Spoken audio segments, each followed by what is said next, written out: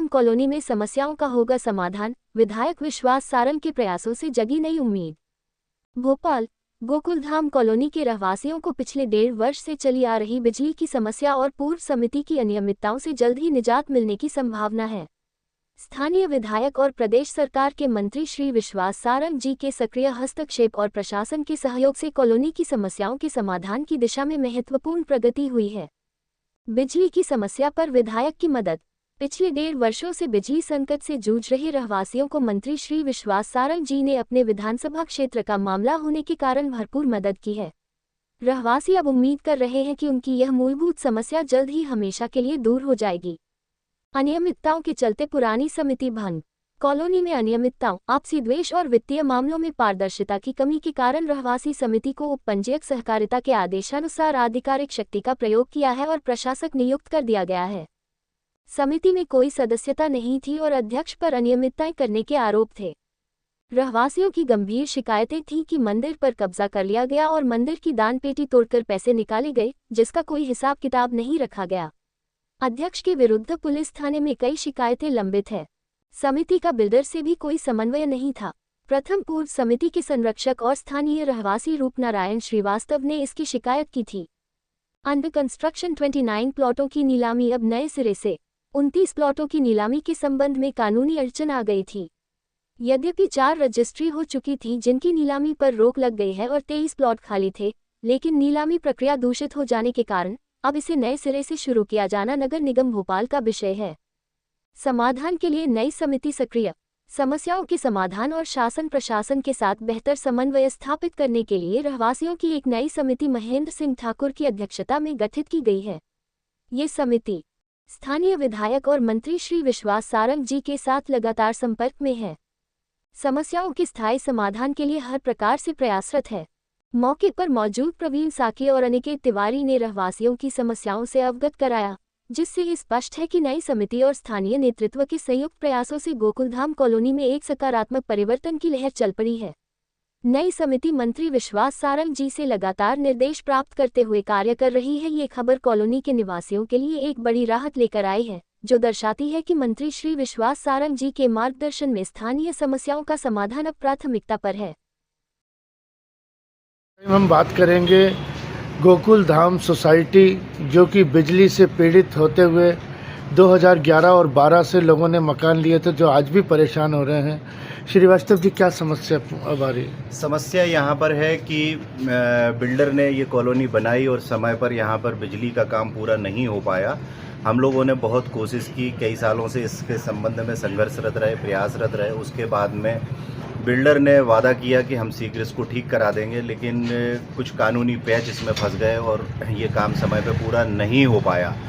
उसका कारण रहा कि कुछ बिजली विभाग के और बिल्डर के माननीय न्यायालय में केस विचाराधीन थे, जिसके संबंध में निर्णय आने में देरी हुई और बिल्डर ने उसका सहारा लिया और रहवासी लोग परेशान रहे इस संबंध में। अब चूंकि समस्या वर्तमान में इतनी सी है कि यहाँ पर जो प्रक्रिया नगर निगम के द्वारा यहाँ पर जो प्लॉट गिरवी थे, उनको नगर निगम ने एक नीलामी प्रक्रिया के द्वारा सुलझाने की कोशिश की, लेकिन उसमें दूषित होने के कारण वो नहीं हो पाया। इस पर कुछ जो पूर्व में रजिस्ट्रियाँ कर दी गई, उनके संबंध में भी स्टे आया, इसके कारण वो हो नहीं पाया।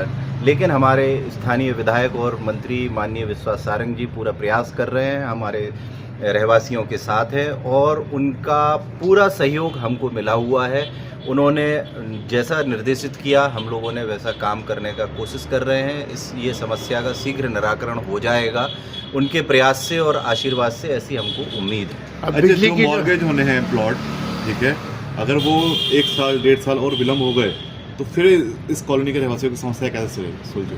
अभी वर्तमान में हुआ ये है कि हमारी पूर्व समिति जो थी वो उसके कुछ नासमझी के कारण और उसमें जो पूर्व अध्यक्ष थी उनके जानकारी के अभाव के कारण उन्होंने कॉलोनी वासियों को एक नई मुसीबत में फंसा दिया है, जिसके कारण ये समस्या और बढ़ गई है।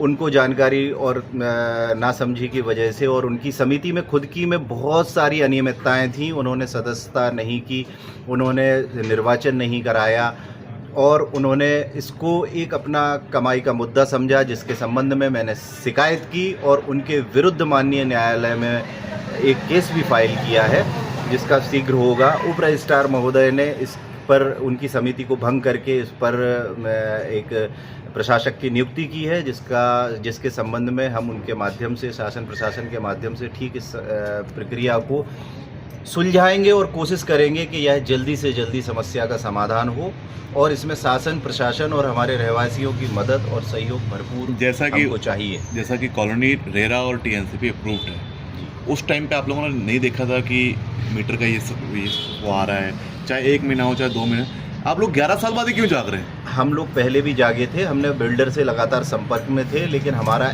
HT कनेक्शन, जिसको HT कनेक्शन कहते हैं, जो कि उस समय उसमें मिला हुआ था, टेम्परेरी कनेक्शन, तो हम लोगों ने उसको उनके और MPEB के बीच में कुछ इशूज़ थे, जिनकी जानकारी हम लोग समय समय पर लेते रहे और बिल्डर ने हमको यह आश्वासन दिया कि हम इसको ठीक समय पर कर लेंगे।